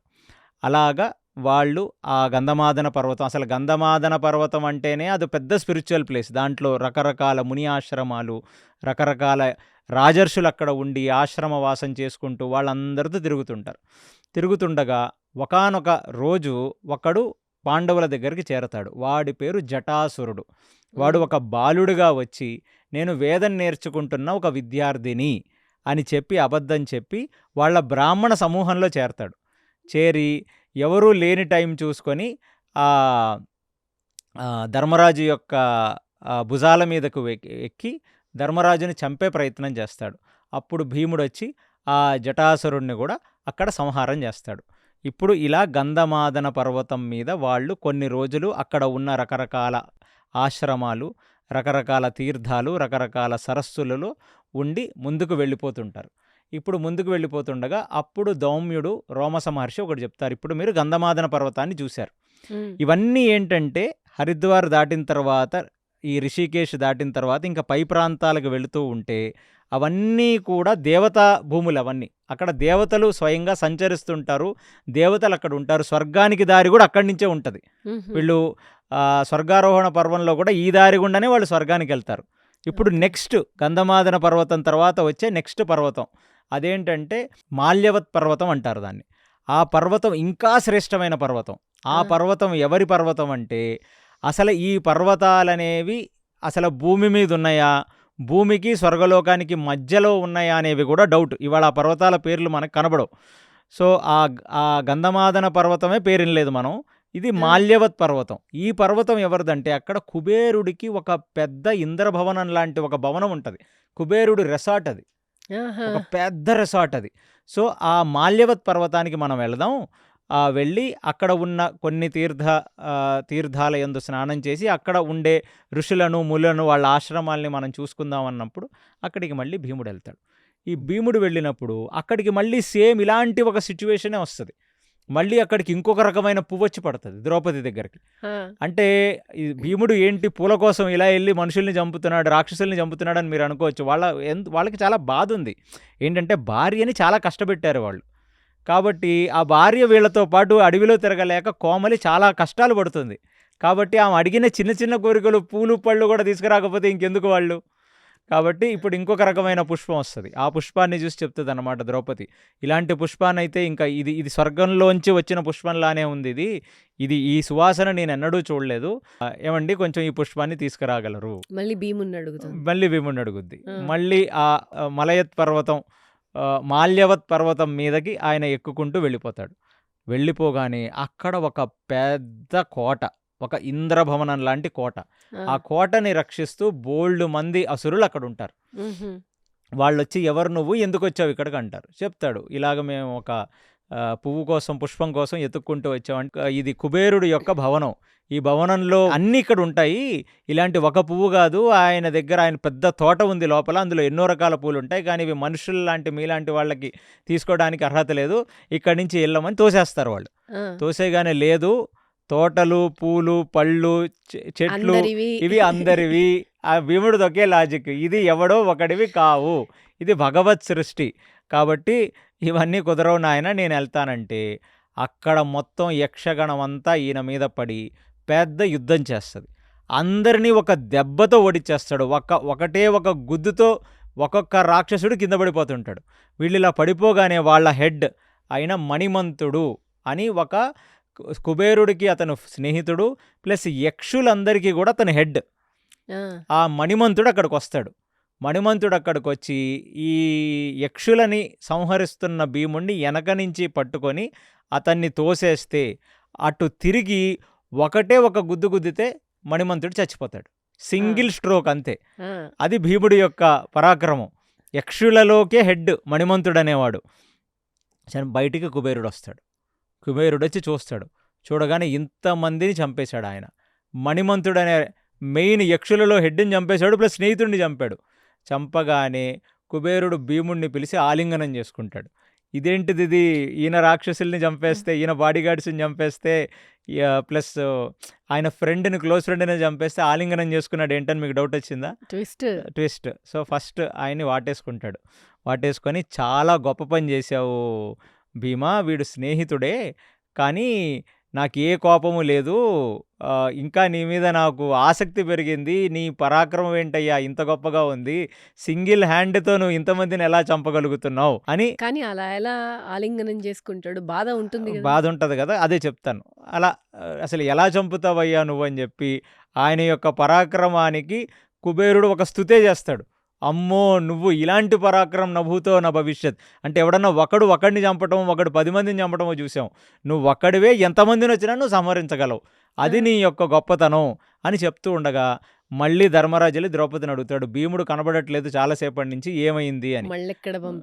మళ్ళెక్కడ పంపించావమ్మా నువ్వు అంటే, మళ్ళీ పువ్వు వచ్చింది అంటే, నువ్వు పూలు వస్తూ ఉంటే నువ్వు పంపిస్తూ ఉండు నువ్వు ఇలాగే.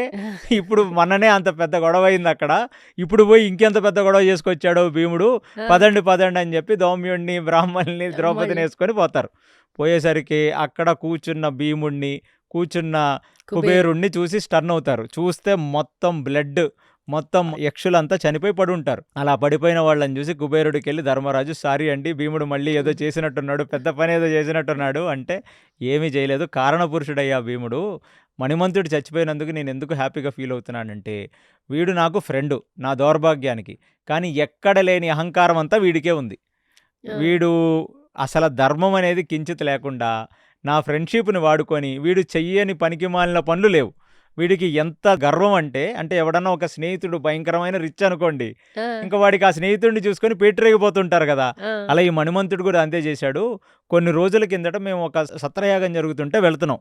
నా పుష్పక విమానం మీద మణిమంతుడు, కొందరు యక్ష సమూహాన్ని తీసుకొని నేను వెళుతున్నప్పుడు ప్రశాంతంగా కూర్చోవాలి కదా, వాడికి ఒక ఒక ఒక గర్వం వాడికి, అంతే. నోట్లోంచి ఉమ్మేయాలని అనిపించింది.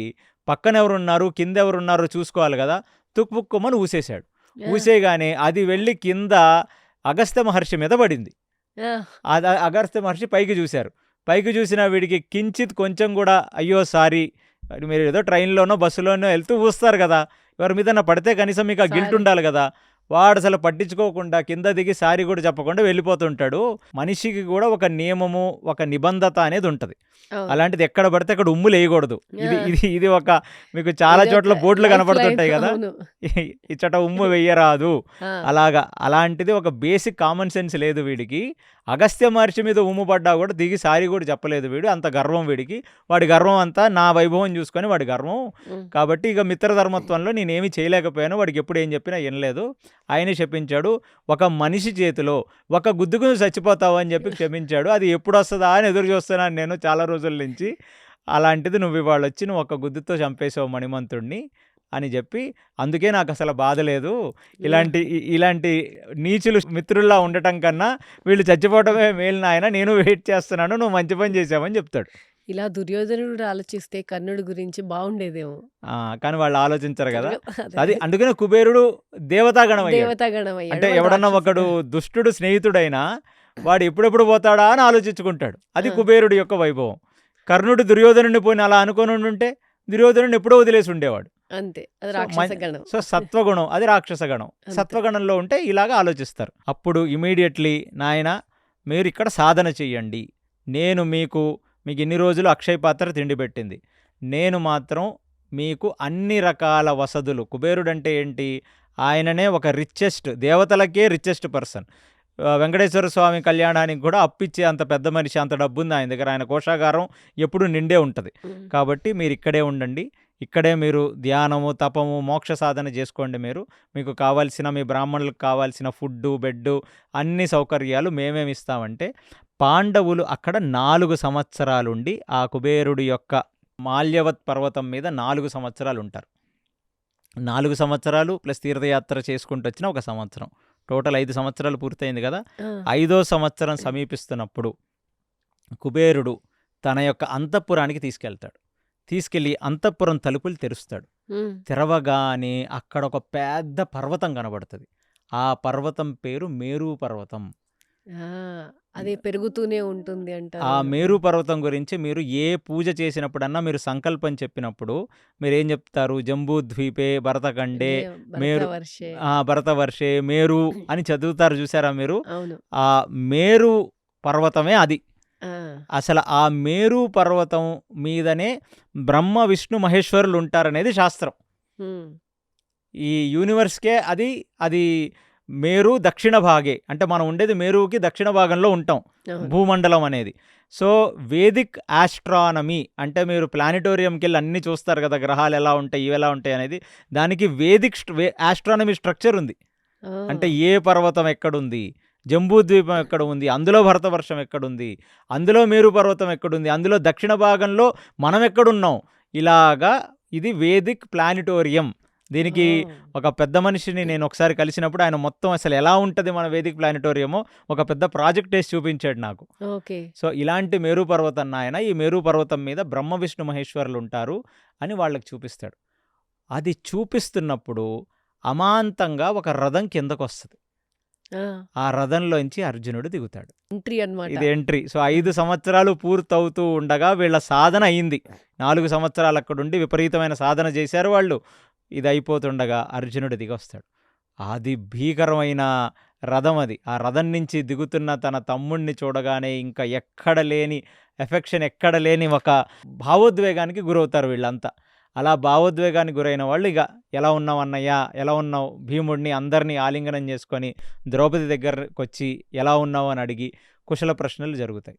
అప్పుడు కుబేరుడు చెప్తాడు, ఇప్పుడు మీకు ఈ రాత్రి దాటిన తర్వాత మీకు విశేషమైన అనుగ్రహం దొరుకుతుంది అని కుబేరుడు ఆ రాత్రి చెప్తాడు. వీళ్ళందరూ పడుకుంటారు. పొద్దున లెగగానే మొత్తం ఈ బ్రహ్మాండం అంతా ఏదో కొత్త కలర్ వచ్చినట్టుగా ఆకాశం మొత్తం ఒక గోల్డెన్ కలర్లో మెరిసిపోతుంటుంది ఆహా! పాండవులకి.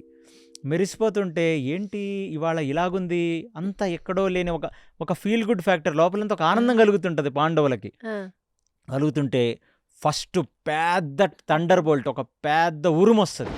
ఆ ఉరుము రాగానే ఆకాశం ఇలా చీలి అందులోంచి ఒక పెద్ద సైన్యం బయటకు వస్తుంది అనమాట, ట్రూప్, ఆ! ఈ దేవతల సైన్యం. అవన్నీ వస్తూ ఉంటే వాళ్ళందరూ అవి చూస్తుంటారు, అదేదో పెద్ద గ్రాఫిక్ సినిమాలో లాగా చూస్తుంటే అక్కడి నుంచి ఒక విశేషమైన ముందు కొందరు ఋషుల సమూహం వస్తుంది. హ్మ్. దాని తర్వాత కిన్నర కింపురుషులు వస్తుంటారు, ఆ! పెద్ద గానం వస్తుంది. అంటే ఒక పెద్ద మనిషి వెనకెవరో వస్తున్నాడు. ఆ మనిషి ఎవరయ్యా అంటే ఈ 10,000 గుర్రాలు నడుపుకుంటూ మాతలి నడుపుకుంటూ వస్తున్న ఇంద్రుడి యొక్క దర్శనం కలుగుద్ది పాండవులందరికీ. ఆ!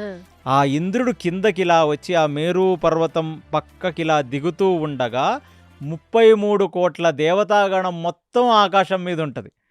సప్తమహారుషులు, 33 కోట్ల దేవతలు అందరూ కలిసి ఒక స్టాండింగ్ ఒవేషన్ లాగా, అంటే ఏదైనా ఒక వ్యక్తి ఏదైనా అచీవ్ చేస్తే ఒక స్టేడియంలో నించోబెట్టి ఎలాగైతే వాడికి హ్యాట్స్ ఆఫ్ చెప్తారో, కంగ్రాచులేషన్స్ చెప్తారో, అందరూ కలిసి ఒక పుష్పమానం కురిపిస్తారు.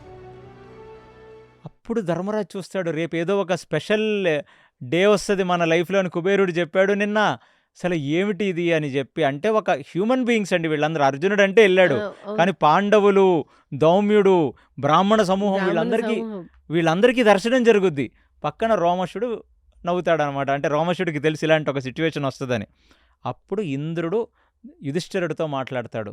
యుధిష్ఠిరా ఎలా ఉన్నావు అని. నేను బాగున్నాను స్వామి అనగానే, నేను ఎందుకు వచ్చానో తెలుసా మిమ్మల్ని విశేషంగా అనుగ్రహించడానికి.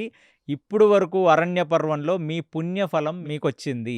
మీరు ఇన్ని తీర్థ భ్రమణాలు చేశారు, దాని తర్వాత ఇన్ని పుణ్యనదుల్లో మీరు స్నానం చేశారు, హ్మ్. భాగవతోత్తముల గురించి విన్నారు, మీ దేహం మొత్తం పునీతమైంది. అందుకే చెప్పాను మీకు, దేవతలు అనేవాళ్ళు ఎవరికి పడితే వాళ్ళకి కనబడరు. అర్జునుడు శరీరం ఎప్పుడైతే పాశుపతాస్త్రం కోసం ఆ శివుడికి తో ఫైట్ చేసి ఆ శివత్వంలోకి అర్జునుడు శరీరం ఎప్పుడైతే ఇమిడిందో అతను పునీతుడయ్యాడో అప్పుడు దేవతానుగ్రహం వచ్చింది. అలాగ ఇప్పుడు ఈ పాండవులు చేసిన ఈ 5 సంవత్సరాల తీర్థయాత్ర పుణ్యఫలమే ఈ సమస్త దేవతా దర్శనం. అద్భుతం. సో హ్మ్. అలా రాగానే అప్పుడు చెప్తాడనమాట, ఎలాంటి తమ్ముడయ్యా నీ తమ్ముడు, ఈ తమ్ముడు నీ పక్కన ఉంటే నీకెందుకు భయం. ఎప్పుడు కూడా నువ్వు అంటుంటావు కదా, రాత్రులు నిద్ర పట్టదు నాకు, ఎందుకంటే మమ్మల్ని మాయాజూదంలో ఓడించి బయటపడేశారు, చిన్నప్పటి నుంచి మా పట్ల వైషమ్యం చూపిస్తూనే ఉన్నారు, ఆహా! అటువైపు భీష్ముడు, ద్రోణాచార్యుడు, కృపాచార్యుడు ఇట్లాంటి కురు వృద్ధులంతా ఉన్నారు, వాళ్ళని మేము పిల్లబచ్చాలం, మేము ఏమి యుద్ధం చేసి గెలుస్తామనే కదా నీ భయం. అలాంటిది ఇవాళ అర్జునుడు ఎవడో తెలుసా నీకు అంటే, హ్మ్. అవును స్వామి, నాకు దౌమ్యుడు చెప్పాడు, సమస్త దేవతలందరూ కలిసి అస్త్రాలు ఇచ్చారంట కదా అంటాడు. దేవతల అస్త్రాలు ఇవ్వటం ఏంటి, అసలు నీకు తెలియని కథ నేను ఇప్పుడు చెప్తా. నేను ఆ! దేవతలందరూ అస్త్రాలు ఇస్తే ఇంద్రాసనం మీద కూర్చున్న అర్జునుడు గురించి నువ్వు తెలుసుకున్నావు, నువ్వు తెలుసుకోని అర్జునుడి గురించి నేను చెప్తున్నాను. మేమందరం నించొని సెల్యూట్ ఎందుకు చేసాం అర్జునుడికి తెలుసా నీకు. నివాత కవచులని 3 కోట్ల మంది రాక్షసులు ఒక సముద్రంలో ఉండి వాళ్ళ ఎంత హెరాస్ చేస్తారో దేవతల్ని అంత హెరాస్ చేస్తారు. ఆ! అసలు ఎవరయ్యా ఈ నివాత కవచులు అంటే, ప్రహ్లాదుడి తమ్ముడు పేరు శాలడ, అతని పేరు ప్రహ్లాదుడికి సొంత తమ్ముడు. ఆ! ఆయన యొక్క సంతతే ఈ నివాత కవచులంతా. ఆహా! ఈ నివాత కవచులు అనే రాక్షసులు 3 కోట్ల మంది ఉంటారు. వీళ్ళు దేవతల అంటే వాళ్ళని యక్షులు, కిన్నరులు, కింపురుషులు, దేవతలు, గాంధర్వులు ఎవ్వరు వాళ్ళని ఓడించలేరు. హ్మ్. ఎందుకంటే ఒకానొక సందర్భంలో ఇంద్రుడు ఏం చేస్తాడంటే, అమరావతికి ఎప్పుడన్నా యుద్ధం వస్తే మీరేం చేస్తారు, ఏదైనా యుద్ధం జరిగితే బ్లాక్అవుట్, మొత్తం అన్ని లైట్లు గీట్లు బంద్ చేసి, మొన్న కూడా ఏదో డ్రిల్ చేశారు కదా మీకు, అవును. పహల్గామ్ అటాక్ ఆ అప్పుడు. బ్లాక్అవుట్లు చేస్తారు ఎవరికి అర్థం కాకుండా, అలా అమరావతి క్లోజ్ అయిపోద్ది. అప్పుడు దేవతలందరికీ ఉండటానికి ఒక ప్లేస్ ఉండదు. ఆయన హిరణ్య నగరం అని సముద్రం లోపల ఒక నగరాన్ని క్రియేట్ చేస్తాడు, ఒక పెద్ద నగరాన్ని. ఆ నగరం క్రియేట్ చేసింది దేనికి, ఎప్పుడైనా ఒక అటాక్ జరిగితే దేవతలందరూ అక్కడికి వెళ్ళాలి అని. ఆ! అది అమరావతి కంటే బాగుంటుంది. ఆ! దానికి వీళ్ళేం చేస్తారు, నివాత కవచులు అనేవాళ్ళు బ్రహ్మదేవుడికి విపరీతమైన తపస్సు చేస్తారు. తపస్సు చేసి ఏ హిరణ్య నగరాన్నైతే ఇంద్రుడు నిర్మించాడో ఆ హిరణ్య నగరంలో మేము కూడా ఉంటాం, హ్మ్. ప్లస్ ఏ దేవతలైతే మాకు శత్రువులుగా ఉన్నారో ఆ దేవతలెవరు మమ్మల్ని నిర్దించలేరు, మమ్మల్ని అడ్డుకోలేరు, మమ్మల్ని జయించలేరు అని వరం అడుగుతారు. వరం అడగగానే బ్రహ్మ తదాస్తు అంటాడు ఆయన. ఎందుకంటే వీళ్ళు తపస్సు చేశారు కాబట్టి. ఆ, ఇంకా వాళ్ళందరూ వచ్చి వీళ్ళల్లో వాళ్ళు ఉండడం మొదలు పెడతారు. ఆహా. ఇంకా వీళ్ళందరూ ఉన్న తర్వాత ఇంకా ఆయనకి వరం ఉంది కదా, దేవతలు వాళ్ళని నిగ్రహించలేరు, వాళ్ళు నిర్మించుకున్న నగరంలోనే వీళ్ళు ఉండాలి. కాబట్టి ఇంకా దేవతలకు ఛాన్సే లేదు కదా. ఇంకా వాళ్ళు అక్కడ ఉండి ఎప్పుడు పడితే అప్పుడు అమరావతి మీదకి వచ్చి వాళ్ళు యుద్ధం చేయటం మొదలు పెడతారు. దానివల్ల దేవతలే చాలా వెక్స్ అయిపోతారు, దేవతలకే చాలా బాధ. అలాంటి దేవతలు వాళ్ళకు ఉన్న వరం ఏంటి, దేవతలు వాళ్ళని ఓడించలేరనే వరం. వాళ్ళు అడగని వరం ఏంటి, నరుడు ఓడిస్తాడు. నరుడు గురించి వాళ్ళు అడగరు. నరులు అనేవాళ్ళు వాళ్ళకి ఇన్ఫీరియర్. ఆ, బ్రహ్మదేవుడిని అది అడగల. ఇప్పుడు ఫుల్లీ లోడెడ్ అర్జునుడు, నేనేమడిగానో తెలుసా నాయన ఒక రోజు నీకు, అందరూ దేవతలు వచ్చి నీకు వరాలు ఇచ్చారు, నేను వజ్రాయుధం ఇచ్చాను, నేను నా పక్కన కూర్చోబెట్టుకున్నాను, మరి ఇంత జరుగుతుంది, నీకు అన్ని అస్త్రశస్త్రాలు నేర్పించాను నేను, ఇన్ని రోజులు ఉన్నావు కదా స్వర్గంలో, మరి గురుదక్షిణ ఇవ్వవా అని అడిగాను నేను అర్జునుడిని. చెప్పండి ప్రభు, ఏంది గురుదక్షిణ ఇవ్వాలి మీకు? మీరు మీ వల్ల నేను సమస్త దేవతల దగ్గర నుంచి అస్త్రాలని తీసుకున్నాను, మీకు నేనేం చేయగలనంటే, ఒకరోజు పొద్దున లెగిసి నేను సంధ్యావందనాది కృతువులన్నీ నీ తమ్ముడు చేయగా, అంటే అర్జునుడు చేసిన తర్వాత ఇంద్రుడు వచ్చి ఇంద్ర కిరీటాన్ని తొడుగుతాడు అర్జునుడికి. ఆ. అందుకు ఆయన పేరు కిరీటి. ఆయనకు ఒక ఓహో. పేరుంది కిరీటి అని. అవును, ఎందుకంటే కిరీటి. ఆ కిరీటం ఇంద్రుడి కిరీటం. ఇంద్రుడు ఇవాళ వరకు ఎవరిని తన సింహాసనం మీద కూర్చోబెట్టలేదండి. అతని కిరీటాన్ని ఎవరికి ఇవ్వలేదు, అతని యొక్క వజ్రాయుధాన్ని ఎవరికి ఇవ్వలేదు. అలాంటిది కిరీటాన్ని తొడిగి, ఇంద్రుడుకున్న కవచకుండలాలే ఆయనకి తొడిగి, ఇంద్రుడు వేసుకున్న ఆభూషణాలన్నీ ఆయనకి వేసి, మొత్తం సమస్త దేవతలు వచ్చి అందరి యొక్క అస్త్రాలు అతనికిచ్చి, నాయన నివాత కవచులను ఒకళ్ళున్నారు, వాళ్ళని మేము సంహరించలేము, కాబట్టి మా తరఫున నువ్వు వెళ్ళి వాళ్ళని సంహరించాలి, అదే నీ గురుదక్షిణ అని అడుగుతాడు ఇంద్రుడు. ఆ, అప్పుడు మాతలి రథం మీద బయలుదేరిన అర్జునుడు ఇంకా ఫుల్లీ కాన్ఫిడెన్స్తో దేవతలందరూ కలిపి ఒక శంఖాన్ని ఇస్తారు. ఆ శంఖం పేరే దేవదత్తం. అది ఆయన దగ్గరే దేవదత్తం. ఉంటుంది. ఓ. ఆ దేవదత్త శంఖాన్ని పూరిస్తే కర్ణబేరాలు పగిలిపోతాయి అన్నమాట రాక్షసులకి. సో దాని తర్వాత అతను ఇప్పుడున్న గాంధీవాన్ని అతను మళ్ళీ దాన్ని ఎంపవర్ చేసి, అంటే గాంధీవన్లో లేని కొన్ని ఫ్యూచర్స్ని ఎంపవర్ చేసి అర్జునుడికి ఇస్తాడు. 2.0 రిలీజ్ చేశారు. ఆ గాంధీవన్ 2.0 ఆ, దాన్ని ఇంకా కొన్ని కాన్సెప్ట్స్ గాంధీవంలో పెట్టి, ఇప్పుడు ఆ గాంధీవం ఏంటంటే, ఆ గాంధీవం నారి తీసి ఇలాగ భేదిస్తే వచ్చిన సౌండ్కి కొందరు చచ్చిపోతారు. ఆ, ఆ గాంధీవం స్ట్రింగే అంత పవర్ఫుల్. అది ఎవడు మనిషి అనేవాడు దాన్ని కట్ చేయలేడు. అది ఏ శస్త్రం వేసినా ఆ గాంధీవానికి ఉండే ఆ తాడు, విల్లి తాడు, ఎవరు దాన్ని ఏమీ చేయలేరు. అది ఎప్పటికీ తునిగిపోదు. ప్లస్ దాన్ని పట్టుకొని దాన్ని ఒక్కసారి భేదిస్తే, ఏ వీణ ఇన్స్ట్రుమెంట్ని మీరు ఇలా అన్నట్టు గాంధీవాన్ని ఇలా అంటే వచ్చిన సౌండ్కి కర్ణవేరాలు పగిలిపోతాయి. ఆ, అలాంటి ఒక గాంధీవం. దాని తర్వాత ఆయన చేతిలో ఉన్న యమదండం, ఆయన చేతిలో ఉన్న వజ్రాయుధం, ఈ వరుణపాశాలు అన్నీ ఒక పెద్ద స్వరూపంగా విడిపోయి అర్జునుడు ఆ దేవదత్తాన్ని పూరిస్తే నివాత కవచులకి ఒక్కసారి కడుపులో పేగులు కదులుతాయి వాటికి. కలగానే ఇమ్మీడియట్లీ అతని మీదకి వస్తే అతను పేరు, ఇంకొక పేరు సవ్యసాచి. అవును. ఆయన ఇప్పుడు గాంధీవాన్ని చేతిలో పెట్టుకొని ఎడం చేత్తో బాణం, కుడి చేత్తో బాణం, ఎడం చేత్తో బాణం, కుడి చేత్తో బాణం, బాణాన్ని సగం తిప్పి బాణం, ఫుల్లీ లోడెడ్ మిజైల్స్ కొట్టేస్తా ఉంటే నివాత కవచుల్లో 3 కోట్ల మందిని అతను చాలా తక్కువ సమయంలో పూర్తి చేసేస్తాడు. అంటే అదేదో సినిమాలో వాడు ఫుల్ లోడెడ్ గన్ను తీసుకొని వచ్చి కొడుతుంటాడు కదా, ఆ సీన్ ఇమాజిన్ చేసుకోండి మీరు. అదే అవుతుంది ఇప్పుడు. అలాగా మొత్తం ఈ గాంధీవాన్ని 2 చేతులతో పెట్టి ఇంద్ర కిరీటంతో అసలు చేసిన యుద్ధానికి మొత్తం నివాత కవచులు అందరూ దెబ్బకి చచ్చిపోతారు. చచ్చిపోగానే అసలు దేవతలకు అర్థం కాదు, అసలు ఇదేమి కాన్ఫిడెన్సు, ఇదేమి యుద్ధం. 33 కోట్ల మంది దేవతలు, 3 కోట్ల మంది నివాత కవచుల్ని నిగ్రహించలేం మనం. అలాంటిది ఒక్క మనిషి యోనిలో పుట్టినవాడు, భూమి మీద బ్రతుకుతున్నవాడు, పంచభూతాకృత శరీరంతో ఉన్నవాడు, అసలు ఇదేమి యుద్ధం రా నాయనా అని. ప్లస్ ఈ యుద్ధం జరుగుతున్నప్పుడు మాతలి పడిపోతాడు రథం నుంచి. రథం లేని, అంటే రథసారథి లేని రథం మీద ఉంటాడు. మాతలి కింద నుంచి లేచి కిరీటాన్నది సరి చేసుకొని కొంచెం బ్యాండెడ్ అది రాసుకుంటాడు అనమాట. వెనక్కి చూసి ఉగ్ర రూపంలో ఉన్న అర్జునుడిని చూసి భయం వేస్తుంది. భయం వేసి ఎక్కి చెప్తాడు, నాయన నేను ఎన్నో యుద్ధాలకు వెళ్ళా, దేవతల మీదకి వచ్చే ప్రతి యుద్ధంలో నేనే రథసారథిని ఇంద్రుడికి, ఇలాంటి యుద్ధం నేనెప్పుడు చూడలేదు, నా భూతో నా భవిష్యత్ అంటాడు. అనగానే ఇంకా ఫుల్ కాన్ఫిడెన్స్ పెరిగిపోతుంది. అంటే ఇంకా మోటివేషన్ వస్తది. మోటివేషన్, ఎందుకంటే రేపు పొద్దున జరిగే కురుక్షేత్రానికి ఇక్కడే ఒక ప్రాక్టికల్ క్లాస్ అయిపోయింది ఆయనకి. అంటే స్వర్గానికి తీసుకెళ్ళి వాళ్ళు అక్కడే ట్రైనింగ్ కూడా ఇచ్చేస్తున్నారు, ఒక యుద్ధం ఎలా చేయాలి, ఏ ఏ ఇన్స్ట్రుమెంట్స్ వాడాలి. ఇక మొత్తం అతనికి, అంటే మీరు వెళ్ళి ఫుల్ ట్రైన్ అయ్యి వచ్చారనుకోండి, ఎలాంటి కాన్ఫిడెన్స్ ఉంటుంది మీకు?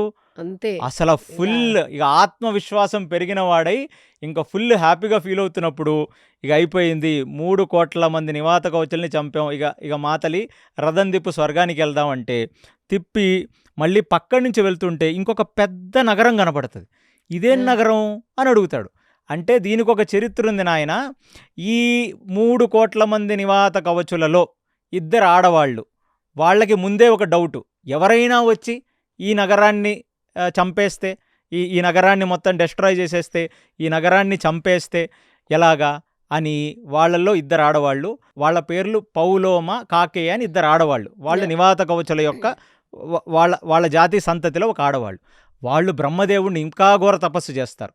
తపస్సు చేసి ఎప్పుడైనా ఈ నగరంలోకి వచ్చి నివాత కవచుల్ని ఎవరన్నా సంహరిస్తే మాకు ఆపత్కాలంగా ఇంకో చిన్న నగరం కావాలి, చిన్న టౌన్షిప్ కావాలి, ఆ టౌన్షిప్లో ఆడవాళ్ళు పిల్లలు మాత్రమే ఉండాలి అని చెప్పి ఆ పౌలోమకి పుట్టిన సంతతి, కాకేయకి పుట్టిన సంతతి పెరిగి పెరిగి పెరిగి వాళ్ళు 60,000 మంది జనాలు అవుతారు. ఫామ్ హౌస్ లోనే ఇంతమంది, వాళ్ళ అవుట్ హౌస్, వాళ్ళ చిన్న టౌన్షిప్లోనే ఇంతమంది.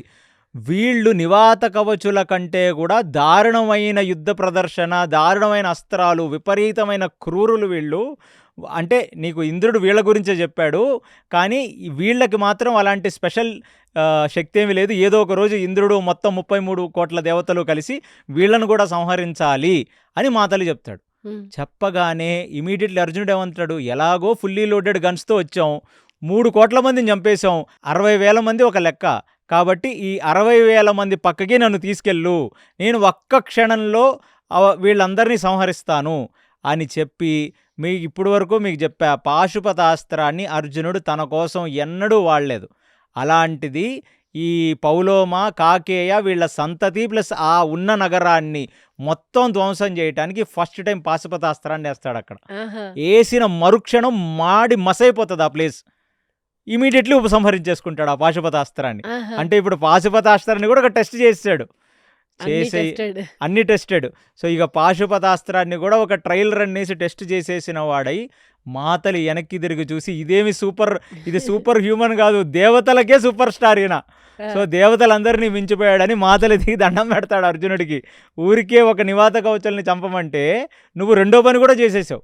ఇప్పుడు అంటే చూసి రమ్మంటే కాల్చి వచ్చిన హనుమలాగా, చూసి రమ్మంటే లంకని కాల్చి వచ్చిన హనుమలాగా ఇప్పుడు 2 చంపేసి వెనక్కి తిరిగి స్వర్గానికి వస్తే అప్పుడు అతని యొక్క సాహసాన్ని, అతని యొక్క వైభవాన్ని చూసి దేవతలందరూ అతను ఆలింగనం చేసుకుంటే, నేను ఇప్పటికీ చాలా రోజుల నుంచి మీ దగ్గర ఉన్నాను, నాకు నా అన్నని చూడాలని అడిగాడయ్యా, అందుకు మేము ఒక రోజు ముందు పంపించాం, మీరు హ్యాపీగా ఉంటారని. ఇది నీ తమ్ముడు వైభవం, దేవతలే ఓడించలేని రాక్షసుల్ని ఓడించగలిగినంత నైపుణ్యం కలిగిన వాడు. కాబట్టి ఇప్పుడు అర్జునుడు తలుచుకుంటే భూమండలంలో ఎవరూ అర్జునుడి పట్ల నిలవలేరు అని ఇంద్రుడే కాన్ఫిడెన్స్ ఇచ్చి యుధిష్ఠిరుడికి, ధర్మం మీ పక్కన ఉన్నంతకాలం సమస్త దేవతాగణం మీ పక్కనే ఉంటుంది, మేమందరం కలిపి మీ తరఫున ఈ కురుక్షేత్రంలో యుద్ధం చేస్తాం. దేవదానవ యుద్ధంలో చెప్పాను ఫస్ట్, ద్రౌపది వస్త్రాపరంలో వీళ్ళందరూ ఎవరు వచ్చారు, ఈ ఇన్సిడెంట్లో ఎలా అయితే మొత్తం దేవతలందరూ అష్యూరెన్స్ ఇచ్చేశారు, మేమందరం నీ పక్కన నించుంటాం. అసలు మేమందరం నించోవటం ఏంటి, మా అందరికే యుద్ధం చేసి పెట్టాడు మీ తమ్ముడు, కాబట్టి మీ తమ్ముడు నీ పక్కన ఉండగా ఒక్కడు చాలు ఎవరినన్నా సంహరించడానికి అని చెప్పి పైనుంచి కుంభవృష్టి కురిపించి వాళ్ళకి ఆశీర్వచనాలు ఇచ్చి అందరూ 33 కోట్ల దేవతలు, ఇంద్రుడు అంతర్ధానం అయిపోతారు. ఒక సినిమా క్లైమాక్స్ లాగా ఉంది. ఇలాగా ఫుల్లీ లోడెడ్ అయిన అర్జునుడు, దాని తర్వాత పాండవులు నెక్స్ట్ ఏం చేయబోతున్నారనేది మనం నెక్స్ట్ ఎపిసోడ్లో తెలుసుకుందాం. అమేజింగ్ కదండి, వింటూ ఉంటే ఒక సినిమాటిక్ వ్యూయే వచ్చేస్తోంది. అర్జునుడు అంత ఫుల్లీ లోడెడ్గా వచ్చేసాక అసలుకు ఇంకా పాండవులు కాదు ఇంకెవ్వరికైనా కాన్ఫిడెన్స్ వచ్చేస్తుంది కురుక్షేత్రంలో మనమే విన్ అవుతామని చెప్పేసి. డెఫినెట్గా అండి, I'm curiously waiting for next episode. Hare Krishna. Hare Krishna.